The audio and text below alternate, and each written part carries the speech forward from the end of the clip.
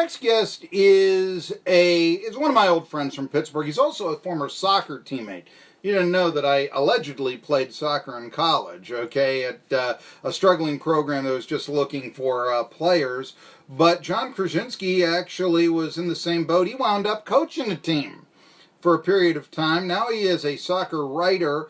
And although I don't think that this has a tremendous East Tennessee appeal, I'm Marky Billson, by the way, in Tri-City Sports Now. John Krysinsky's site is called PittsburghSoccerNow.com, and I do urge you to go there today because he has a column out, and it was right before the World Cup yesterday, and it was, why don't we just watch the soccer? Why do we have to get involved in all of the politics? And of course, this is what I talked about in the first hour, and I think that sports now is so political. It always has been, but it is now so divisive that so much of sports identity comes from the politics that they associate with. And there was one thing, John Krysinsky, I wanted to ask you about, is that you compared, and I thought it was a great comparison, Megan Rapinoe to Muhammad Ali. Now, I did the comparison to Charles Barkley. I said that she was the new Charles Barkley. But let me go with that, because I really seized upon that, Rapinoe and Ali. What reminds you in Rapinoe about Ali? Well, I mean, it just made, when I saw, people, the fact that she, and her teammates, but especially her, she's not afraid to take a stand for something that she believes in.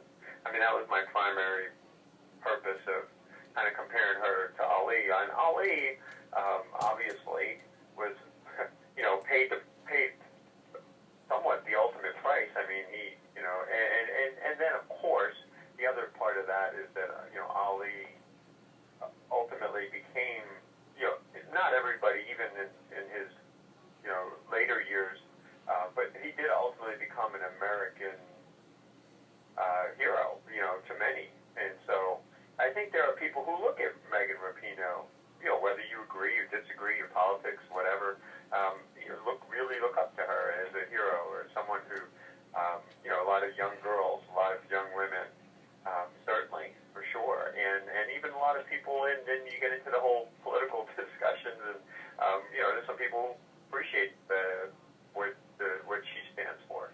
So there's some of that. I don't like to get into too much of that type of talk. I'm not, if you know me, I try to look at both sides. I consider myself down the road person, middle of the road type of person. But I also admire people who do take a stand for what they believe in, whether I agree with them or not. But like I said, I think that was the driving force behind that comparison. John, I see where you're going with that, and I understand what you're saying. And I mean, in the first hour, I spoke of how I thought that Rapinoe and a lot of the USWNT were doing things that were distinctly American. I mean, you mentioned taking a stand of independence and such. I admire the fact that they're fighting for equal pay when they're earning more, or they're bringing in more, than the men's U.S. national soccer team, for instance. I think they deserve it. I mean, if they're bringing in more money, for instance. Also, let's face this is 2019, and I think, the St. Louis Rams, now the Los Angeles Rams, or for that matter the Missouri Tigers, can have an SEC Defensive Player of the Year that's a homosexual, and basically, I don't know if anybody really cares about that. And this was, I thought, the USWNT made a statement that basically said, you know what, it's okay if you want to come out. And I think that that's going to have a change on the sports landscape, both female and male sports coming out. So there are a lot of changes that I think that the USWNT has made. The only thing is, by being so political, by saying, I'm not going to go to the effing White House, okay, or Rapinoe's girlfriend, Sue Bird, writing a story using the same word that would get us thrown in detention in high school, if you will. Is this necessarily healthy, or do they come off as being so smug that just like Ali, half the country would turn them off? And that didn't work well for boxing, as you can see its current state now. Yeah, but I mean, I think at the time Ali really upset people, and I think there's valid comparison there for sure. I would suggest that, and I mentioned this in my opening monologue, that, using the F-bomb, if you will, to describe, the president, and no, not everybody likes him, but you'll basically have a 50-50 divide, whoever's in the White House. But when you do that, it is akin to, let's say, when Ali would call Joe Frazier a gorilla. That can be just as offensive to people as the other. And that's one of the reasons why I seized upon that comparison. I thought it was a good one. But I am curious if you think that women... I mean, we're now in America, we're the number one women's soccer country. We want to see when would soccer arrive in the United States. It has, John Krysinsky. Only now it seems as if the women's game may be bigger than the men's game. At least on the United States, the World Cup level. And where I'm going with that is that there is such a chance to have the sport grow, to have more alternatives for female athletes. But is it now where you'll only be accepted in this sport if you think like us politically? That's the question. Do you think that is a problem going forth with women's soccer in this country? Well, again, I don't know. It sounds like a divisive topic. Obviously, I think that when you talk to these individuals, and I had an opportunity to interview almost all of them in 2015 when they were on the Victory Tour. And Megan was gracious, by the way, very gracious, great interview. Great. Carly Lloyd, Megan Klingenberg, who's a Pittsburgh native, so a lot of our coverage was focused on Klingenberg's return to Pittsburgh. But they're very open about what they believe in and everything. But I also you see married women with children on the same team. You see kind of an incredible diversity that exists within the federation, if you will, the talent pool of players, and I think that's all part of what makes this country great. Is that sure, but why aren't we hearing about that then? Yeah, I mean, to me, why is it that when I read this, celebrated for sure. Why is it that when I read the story of the team winning the Women's World Cup, it is the fans shouting profanities at the president? I mean, and this actually makes it as if the culture of women's soccer almost demands that you be part of this side of the political coin. That is the one problem, and you say, can't we just all watch the soccer? I think we'd like to. It's that they're forcing us and even the fan base to actually take these sides. That's my point right there, and I wonder if that's going to harm the growth of the sport. Today? Isn't that society? I would suggest it is. We're dealing with I would suggest that it is. Media. And I would also suggest don't necessarily have to do that. Right? I would also suggest that we're actually pigeonholing our sports these days. In that you have to, the football is militaristic. Maybe that's a conservative sport and such. Basketball. I've said this many times on my show. I don't know how you could be a conservative and NBA fan when, watching it, you've got Adam Silver talk about, we want our league to be political. And let's face facts. I mean, if you quote Greg Popovich, he's more apt to, criticize Donald Trump than he is to talk about his own team. Now, if you're a Trump supporter, I don't see how you can really feel comfortable following the NBA. Yeah, I mean, look, at the end of the day, sports are entertainment. Sometimes they are business, too. So they're both of those things tied together. So when you look at it from a business standpoint, I mean, that's really what drives, especially. And I've worked. I've worked on the professional side of sports and worked for whether it's PGA Tour related events, whether I'll tell you, I've sat in those boardrooms and I've sat there and it's a very cutthroat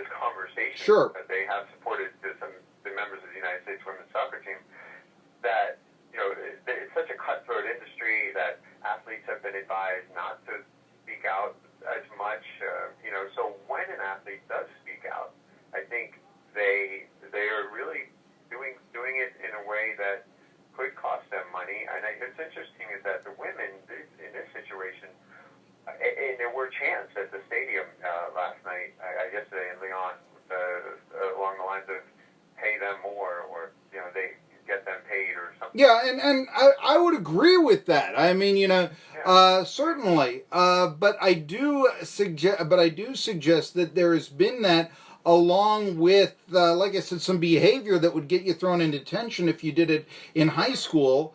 And I think that it allows. And I would disagree that there's been. I could again. I mean, I'm sure that you know how it is in a crowd mob mentality. Is that sometimes people within a crowd will we'll start to chant or say things, and I don't think a lot of people would agree with if we're sitting in. Sure. John, I hate to say that, I got 1 minute left here, so I want to ask you this. What do you think that soccer can do to be more now inclusive? Because I do think that the USWNT became polarizing, and what do you think they can do in the future? Yeah, I mean, again, at the end of the day, it's about the sport. I think it is obviously very inclusive within, I think, the way they promote the sport, and there's more diversity, things like that. I think that one soccer's image problem has actually come over the years, maybe more on the men's side, is that it tends to be an elite sport in terms of the travel schedules, being able, and I think that U.S. soccer really needs to change that focus and make it more of a sport that anybody can play at the highest levels. Mm-hmm. So I think that's one big thing, getting into communities, finding those athletes to give them those opportunities of all socioeconomic backgrounds. I think that's still a challenge for the sport overall. But I think this team will help that, because I think just like the 2015 team did and so on and so forth, more kids from maybe all types of backgrounds will be interested in playing the sport. What you speak of, what you speak what you speak of is a challenge to, I think, all American sports right now, except for football and basketball, which still do have, and I think because they're so popular on the scholastic level and such. Anyway, hey, folks, read his column. I know that Pittsburgh soccer now is not necessarily going to be on the mindset of every East Tennessean and such, so you'll please allow me to indulge my old friend here, but I did like his column there. Read it about this, and it shows his enthusiasm for soccer. And I'm just going to hold you for one question and delay the commercial, and then we'll talk to SoCon John Hooper about the Southern Conference. But I want to ask you here again. I know you, John. We've known each other for many, many years.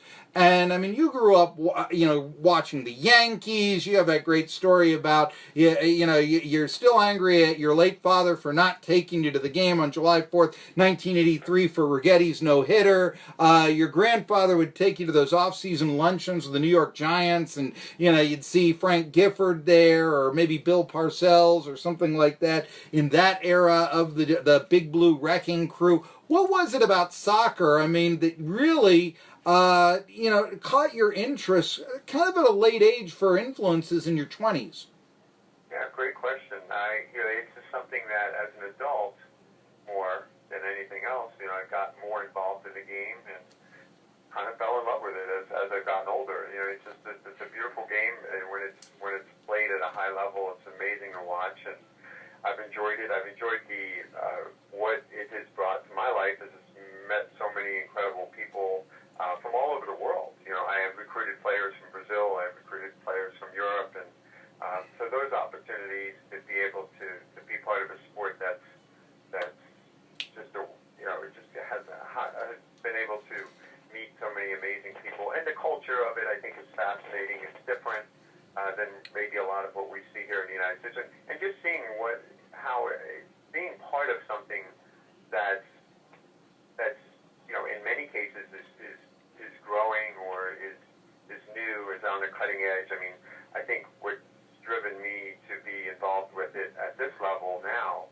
is that we had a brand new stadium built here in Pittsburgh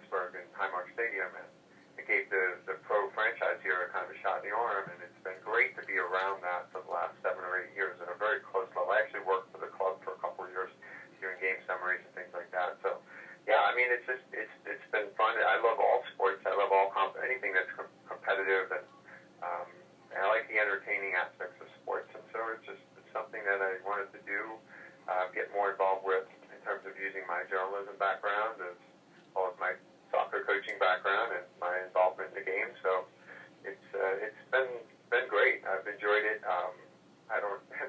Yeah, I wouldn't want to. If I had to do it all over again, I'd do it again. This way. And I enjoy writing about soccer.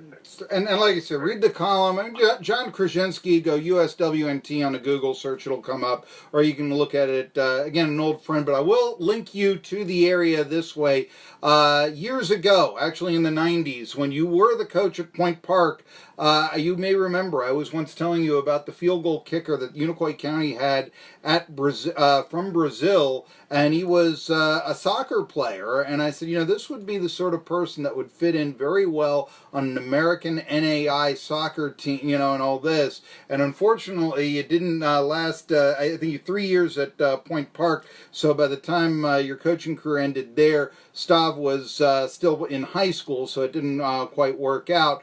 But that was one thing. I don't know if you remember that I was... I vaguely do. Yeah. So that's the one link with John and all that, and I would say to this area from back in the day and such. So unfortunately, like I said, John's career as a coach, and it really was amazing that you go from walk-on soccer player to the head coach of the program in less than 10 years. But nevertheless, that was one of the things we were talking about. A little bit different, NAIA sports maybe than NCAA, where you look for the individual maybe a little bit more than the actual, tremendous athlete. But Stav wasn't bad. He was a pretty good kicker. Yes. Yeah, I will say it was a different time too. So nowadays coaches at that level probably do need to have their national coaching licenses and things like that. So it was definitely a different time. The sport was growing at a different rate at that point.